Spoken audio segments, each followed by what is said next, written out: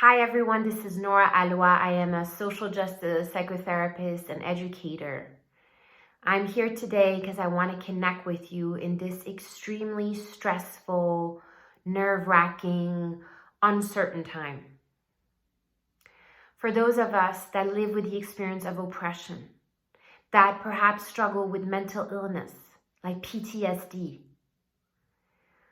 we often are noticing how our nervous system is constantly activated, how our bodies are feeling into that level of dysregulation. And so in this moment, I want to remind you that you are not alone, that all of what you're feeling is okay, that I too am feeling in to the overwhelm and the stress of the coronavirus.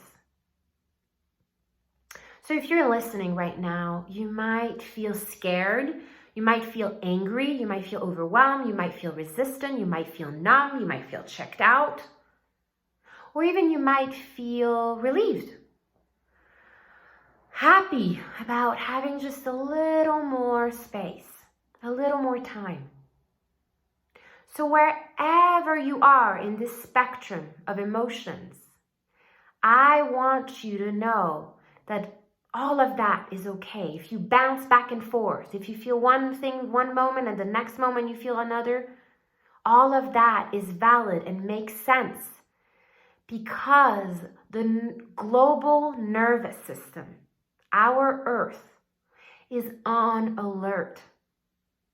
It's in a survival mode.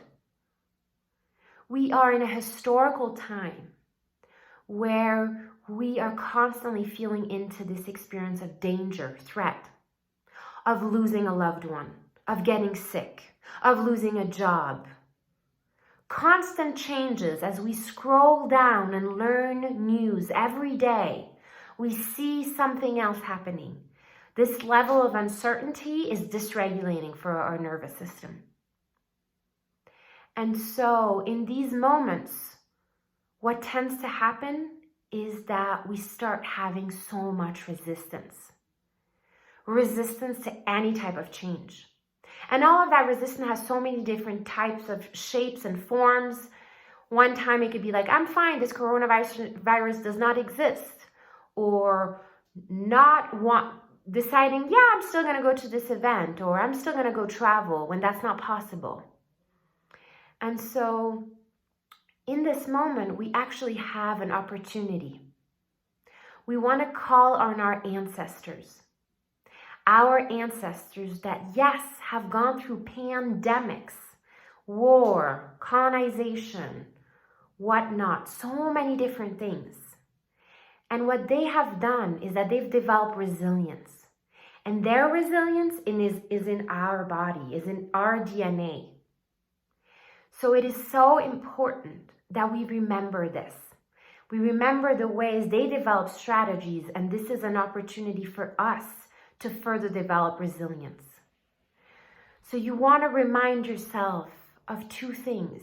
You can either choose resistance, where you might ask yourself, when is this damn coronavirus going to end? Or you can choose resilience. What can I learn here? When we choose resilience, we choose an opportunity to see something else, to start slowing down, listen to ourselves, connect to a loved one, to maybe do something radical that we've never thought of doing before, or maybe to just rest. And there's something to trust that, something to listen to here. And so my invitation here is for you to notice how resistance shows up in yourself. What does it look like? What does it feel like? What does it taste like? And how can you start bringing in a sense of calling on your ancestor, calling on your inherent resilience? And when you do that, you might start noticing your system relaxing a little bit. There's this sense that there will be a continuation of dysregulation, but we can find a moment of breath by letting ourselves feel what is happening, letting ourselves feel all of what's happening, letting ourselves move, letting ourselves scream, make sounds, dance, noises, whatever it might be.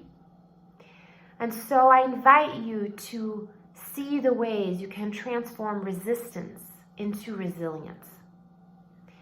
I'm thinking of you, and I know that you can move through this. Together we can, because if we don't, what we resist persists. So let this be an invitation for transformation.